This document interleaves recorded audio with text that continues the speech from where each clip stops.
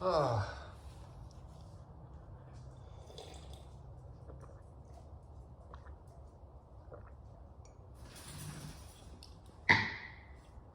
Ugh. Alright, we're getting from the boring movies to the bad. Actually, that's not even true. All these movies, the rest of these movies are pretty boring, but you know, Tom and Jerry. I mean, it would have been one thing if it was a stupid kids movie with Tom and Jerry. Then I would have known what they were going for. If like Tom and Jerry slapstick movie, that could have been fine for kids. I could have gotten some enjoyment out of it. It still would have been good, but I mean, would have been true to Tom and Jerry. Instead, what we got was the Lifetime wedding movie featuring Tom and Jerry in the background. I don't know whose choice it was. In these CGI hybrid movies, the human characters are the worst. Neil Patrick Harris and the Smurfs. It's like, I don't get why. Can it not just be the cartoons? Can it not just be the Smurfs? Can it not just be Alvin and the Chipmunks? Can it not just be Tom and Jerry? I mean, the Smurfs and Alvin and the Chipmunks, sure, they can't really sustain themselves. But you could do a lot with Tom and Jerry. It'd be like, there's this really prestigious event that's gonna go on, and there's like all these sets, and then Tom and Jerry run in and they ruin everything. That could have been a fun movie. You still could have human characters like trying to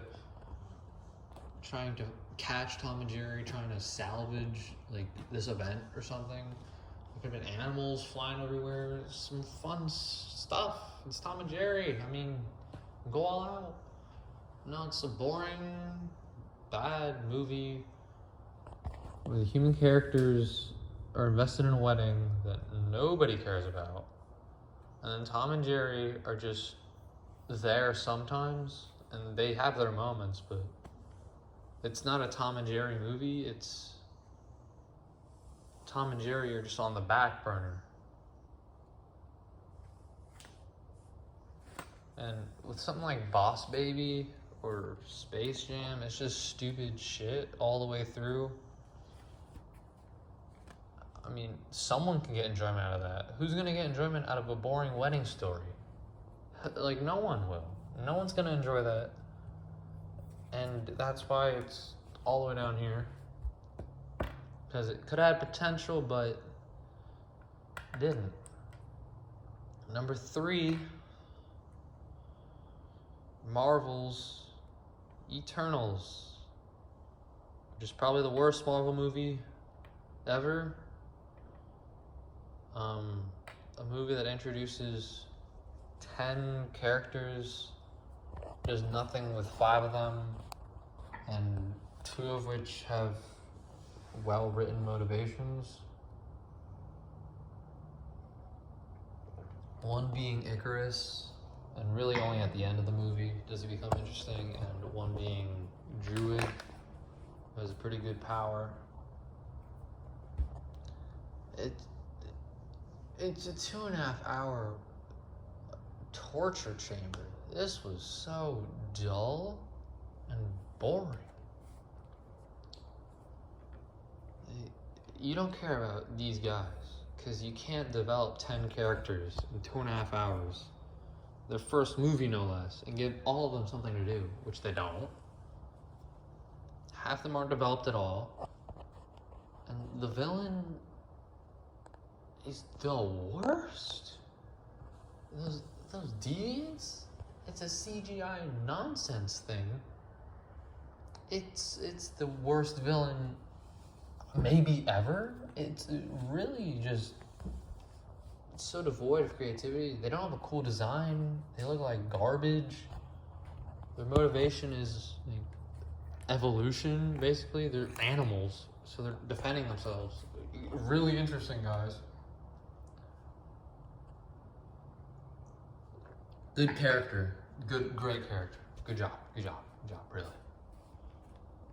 If this was a series, this could have been something, but 2.5 hours of underdeveloped characters having the worst CGI fights with deviants and talking about stuff that doesn't matter. It's the fact that it's 3 hours long. Ant-Man and the Wasp knew to keep it under 2 hours. That movie knew. Alright, this movie went on for too long. Too long. Also, Icarus's plan made no sense. Basically, there's 10 heroes, right?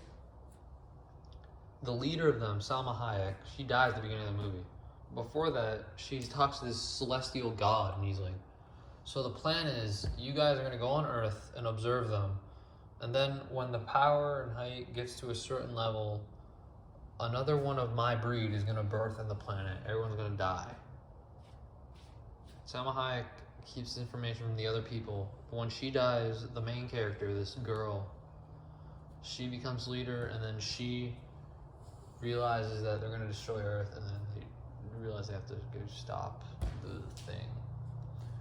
Why the guy didn't make this apparent to the other Eternals, I don't know. You just kept it secret for them, let them be attached to this planet, and then let them know like 2 days before you blow it up, like, yeah, I'm gonna kill it.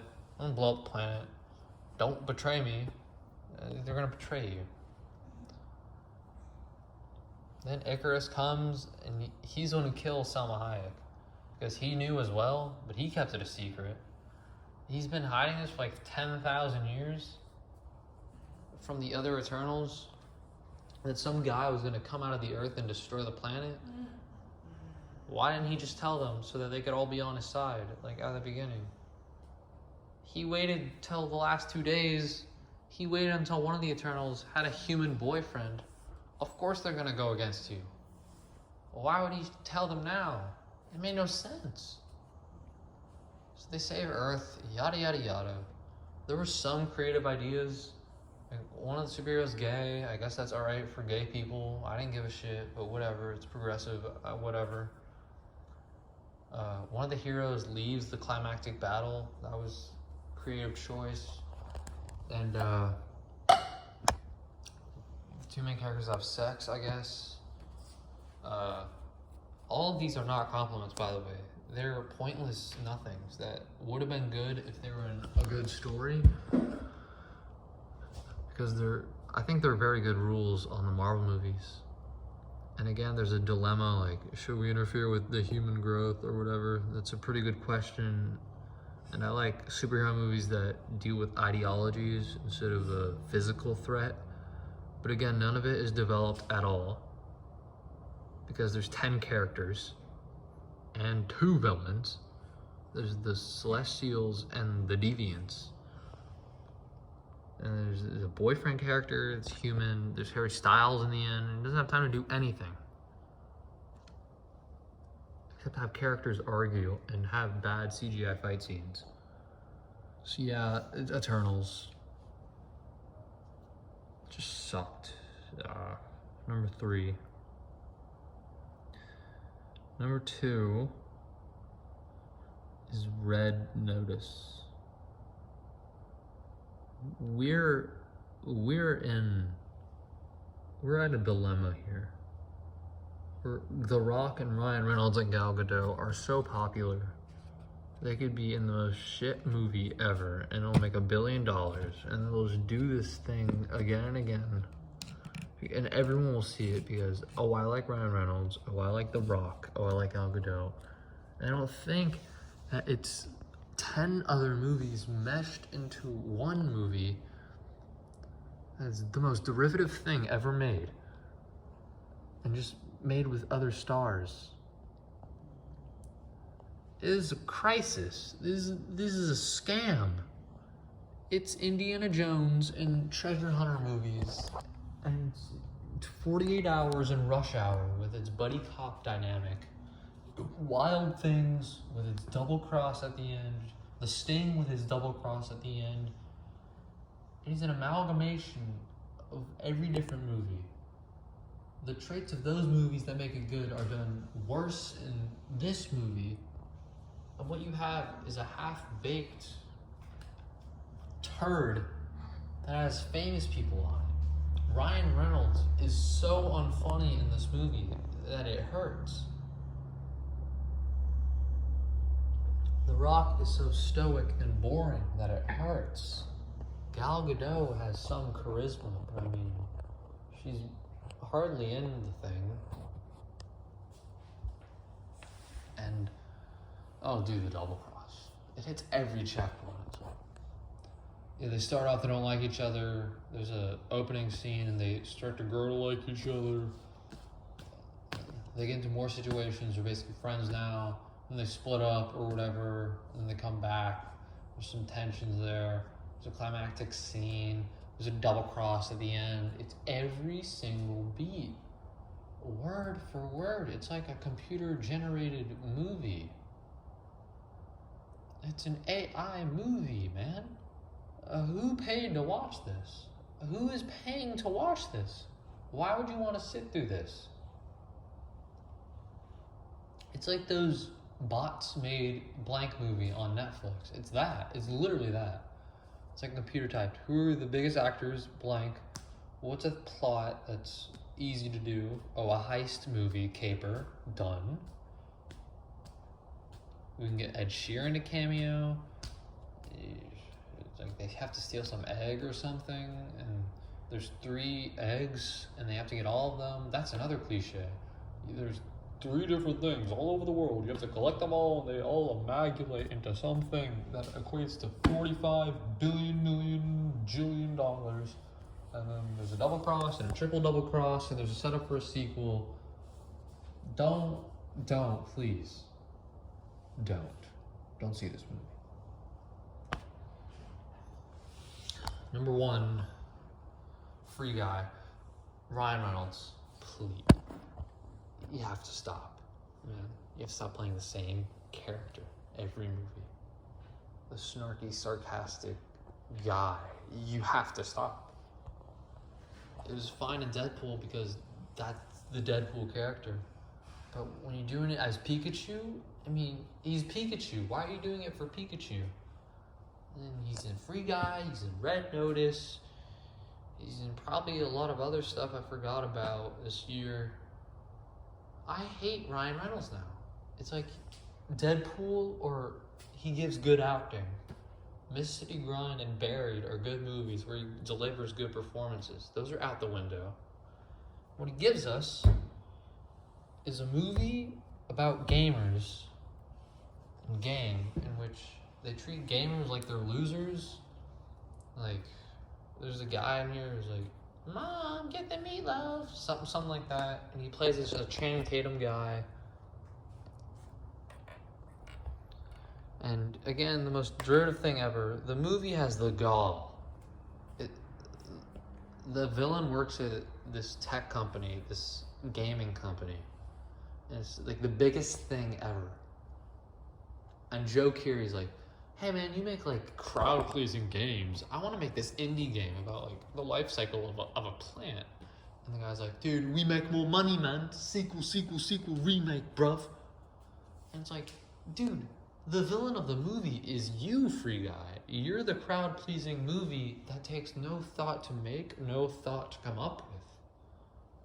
That's overshadowing other good movies that are lower budget. It is you. It is you. It's the least funny movie of the year, by far.